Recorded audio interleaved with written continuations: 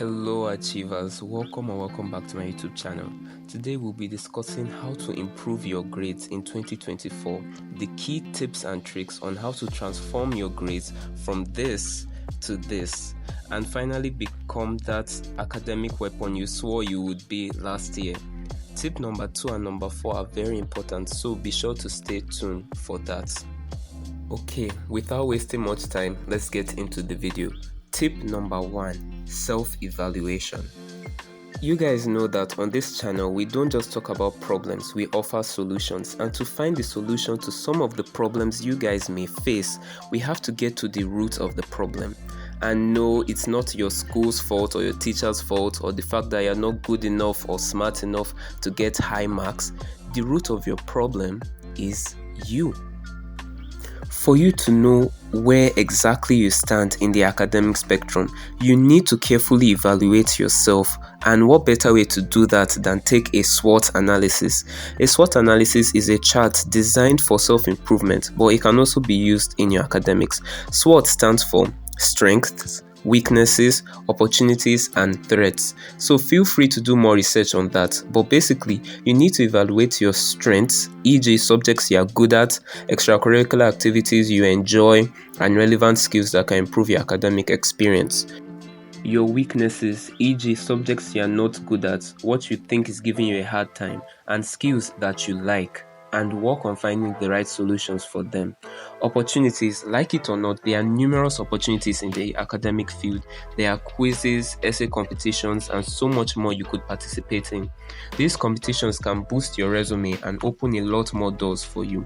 And lastly, your threats, what you think is adversely affecting your studying, like excessive use of social media, friends who don't like studying, we'll get into that later in the video, and procrastination or laziness.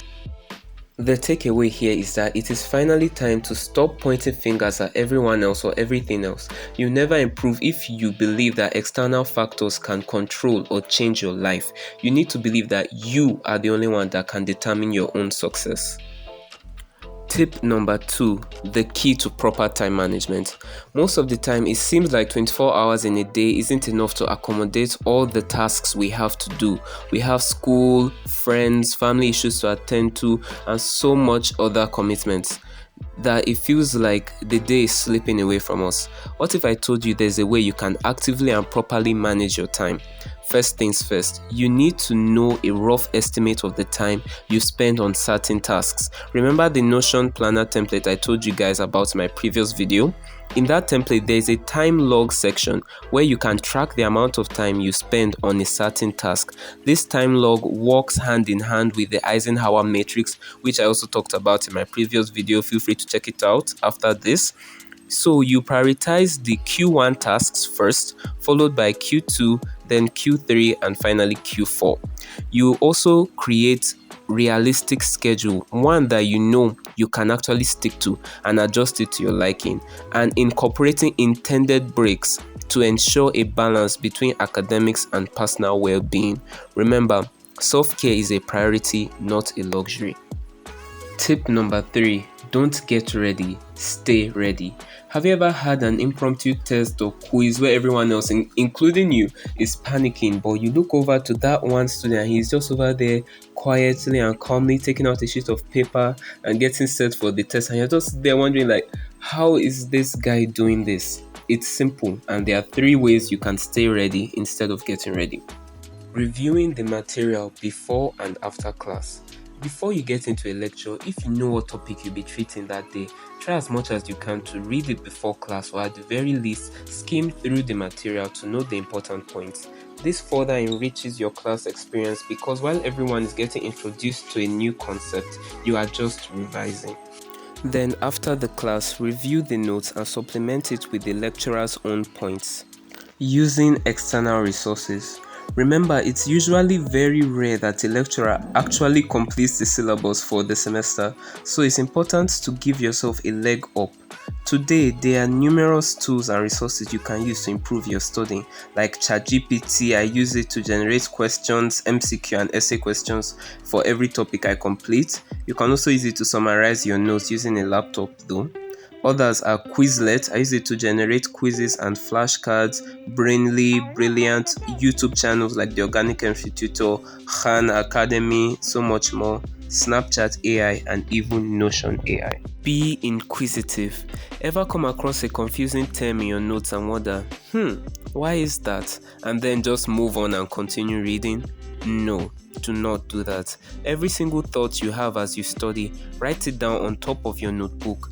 Don't browse for it immediately, because luck can have it that the answer to your question could be in the very next page and you've just disrupted your flow just to find out that the answer was right in front of you. Instead, study the whole material and after that make research on all the questions you have. I usually use ChatGPT to. Tip number 4, you don't need motivation. Yup, you heard that right. People often confuse this. Motivation isn't actually what you need to keep on going. If it was, you wouldn't end up procrastinating just 3 days after starting a new habit. What you actually need is drive. Let me explain further. Drive is a deep-rooted determination and commitment to a goal or objective. It often persists when motivation fails. While motivation can fluctuate based on external factors, drive provides a more stable foundation for consistent effort and productivity. Hence, you have to find your why. Finding this will ultimately give you the drive to keep on going and remain focused.